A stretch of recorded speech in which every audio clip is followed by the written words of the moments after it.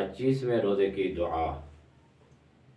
بسم اللہ الرحمن الرحیم، اللہم صل علی محمد وآل محمد، اللہم اجعلنی فیہ محبا لأولیائک